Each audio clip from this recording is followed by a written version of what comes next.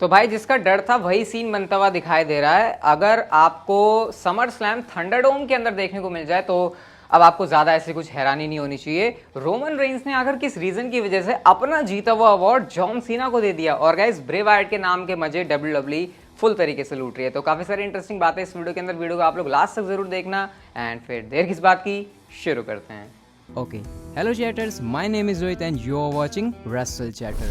सबसे पहले the field Bray Wyatt के बारे में बात कर लेते हैं। तो आपको पता है फील्ड को डब्ल्यूडब्ल्यूई ने रिलीज कर दिया, उसके बाद क्या बैकलैश आ रहा है, सब कुछ चीजें हो रही हैं। लेकिन गाइस डब्ल्यूडब्ल्यूई के पास अभी भी अपने स्टॉक में काफी सारे ब्रे वाइट के प्रॉप्स हैं। आपको पता है ब्रे वाइट मर्चेंडाइज में एकदम टॉप कर रहे थे, क्योंकि उनकी अलग अलग मर्चेंडाइज है, उनका मास्क, उनके हाथ, उनका वो लैंटर्न, मतलब पता नहीं कितनी चीजें हैं। ब्रे वाइट ऐसा सुपरस्टार है जिससे पता नहीं डब्ल्यूडब्ल्यूई कितनी मर्चेंडाइज निकाल सकती थी और निकाली भी।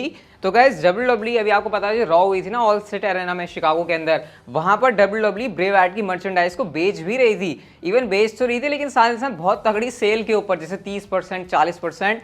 मतलब अब आपको पता है ब्रे वाइट की कंपनी से जा चुके हैं, तो डब्ल्यूडब्ल्यूई को वो स्टॉक भी तो क्लियर करना है ना। अब ऐसा तो है नहीं डब्ल्यूडब्ल्यूई ने वो बना लिया वो घाटे में चले जाए, और क्योंकि अभी क्लॉज के अंदर है ब्रे वाइट तो ऑब्वियसली डब्ल्यूडब्ल्यूई उनके नाम से चीजें बेच सकती है।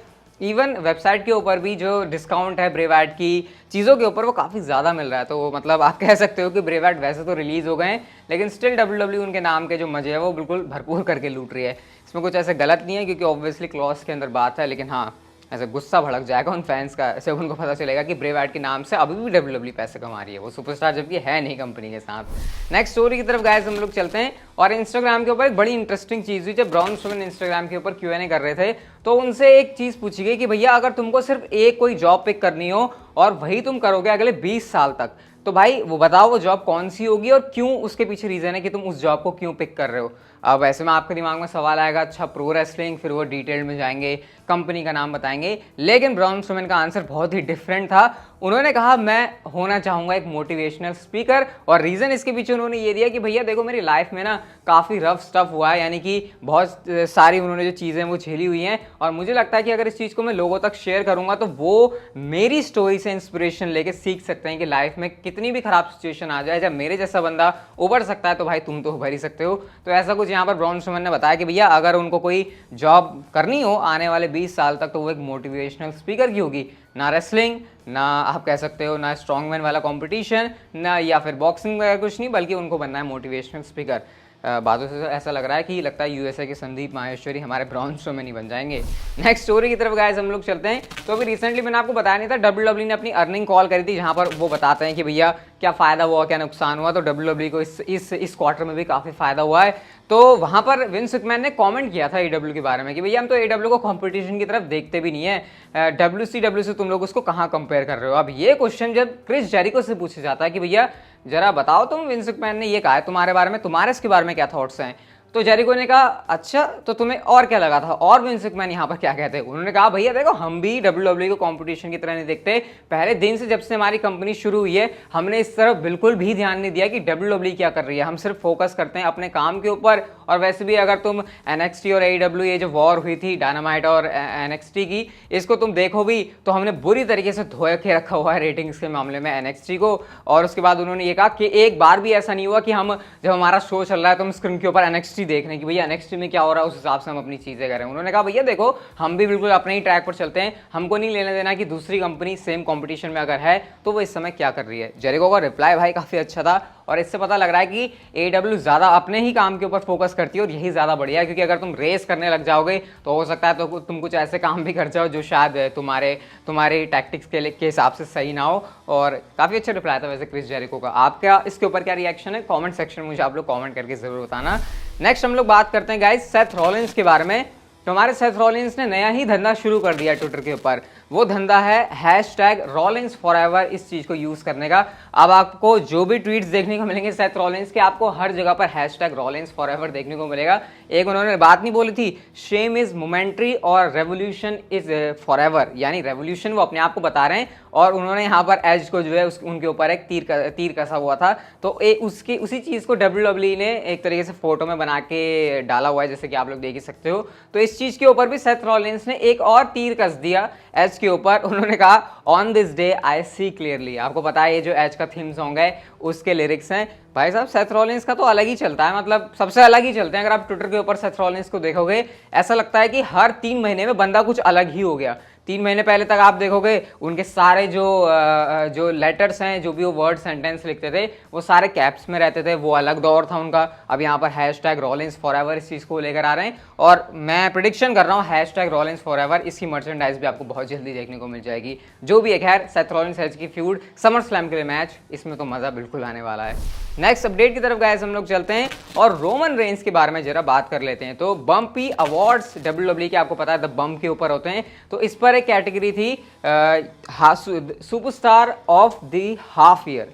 ऐसा हाफ ईयर बोलने में भी अजीब लग रहा है क्योंकि सुपरस्टार ऑफ द ईयर ही बोला है ना usually, superstar of the half year. तो इसके नॉमिनीज काफ़ी सारे थे जैसे रोमन रेंस, बॉबी लैशली, ये सब, वॉल्टर भी यहाँ पर थे, लेकिन रोमन रेंस ने इस वाले अवार्ड को जीत लिया। अब क्योंकि अवार्ड जीता तो भैया जो बंदा अवार्ड जीतता है वो बोलता है ना कि मैं इसके लिए इसको कॉन्ग्रेचुलेट करना चाहूँगा, मेरी वाइफ, मेरे पेरेंट्स, ऑडियंस। रोमन रेंस बिल्कुल डिफरेंट है। रोमन रेंस ने कहा अच्छा तो लगता है सब लोगों ने फाइनली मेरे को एक्नॉलेज कर लिया है, लेकिन मैं अपना ये अवार्ड जॉन सीना को देना चाहूँगा क्योंकि मेरे से ज़्यादा इस समय लव एंड सपोर्ट की ज़रूरत उसको है। अब ऐसा रोमन रेंस ने इसलिए कहा क्योंकि बम्पी अवार्ड्स के जो रिजल्ट्स हैं वो फैंस की वोटिंग के बेस पर निकाले जाते हैं, तो इसलिए यहाँ पर रोमन रेंस ये कह रहे हैं कि मुझे भाई तुम्हारे सपोर्ट की कोई ज़रूरत नहीं है, अपना ये जो सपोर्ट है ना वो इस समय जॉन सीना को दो। शायद ऐसे कि रोमन रेंस अभी जॉन सीना के साथ कुछ करने वाले हैं, तो उसके बाद जॉन सीना को चाहिए होगी ना सपोर्ट की जरूरत। तो बड़ा सैवेज यहाँ पर रोमन रेंस का रिप्लाई था। अवार्ड उन्होंने कुछ लिया नहीं, रखा वहीं पर था और वो वहाँ से चल दिए।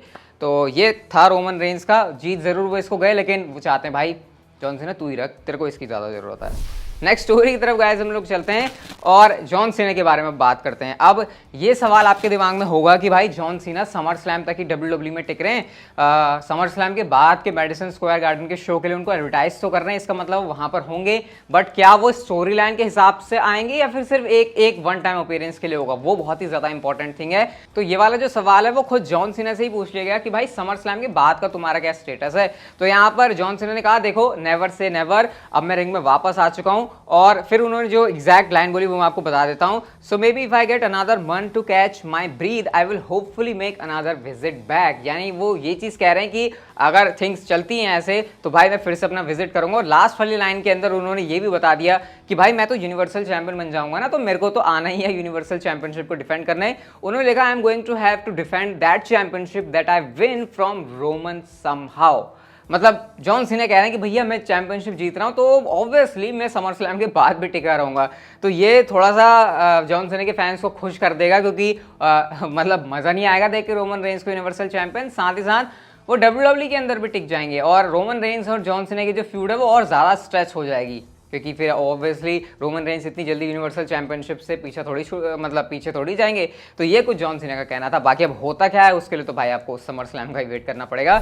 और गाइज हम लोग चलते हैं हमारी नेक्स्ट फाइनल स्टोरी की तरफ जो कि है समर स्लैम के बारे में ही। और गाइज जो संकट के बादल है वो मंडराने शुरू हो चुके हैं समर स्लैम के ऊपर।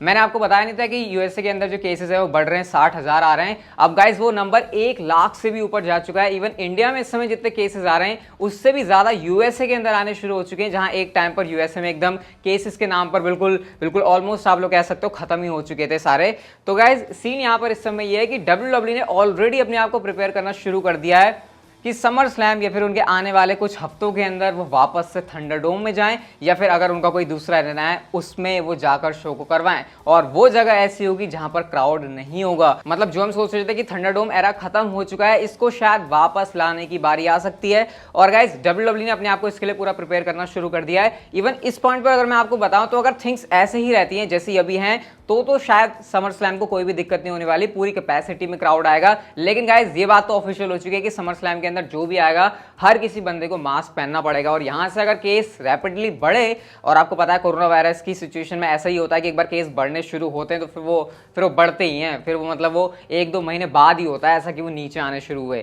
तो इस हिसाब से तो भाई समर स्लैम पूरे संकट में है। मेरे ख्याल से 1 हफ्ता हमको और वेट करने की जरूरत है और हमको शायद क्लियर आइडिया पता लग जाएगा कि समर स्लैम की सिचुएशन क्या है। बट फिलहाल पास की चीज़ों को देखते हुए भाई थिंग्स यहाँ पर बिल्कुल भी अच्छी नहीं लग रही। खैर हमारी जो आज की वीडियो थी वो यहीं तक की थी। अगर आपको अच्छी लगी तो लाइक कर दो, चैनल को आप लोग सब्सक्राइब कर सकते हो and see you guys in my next video.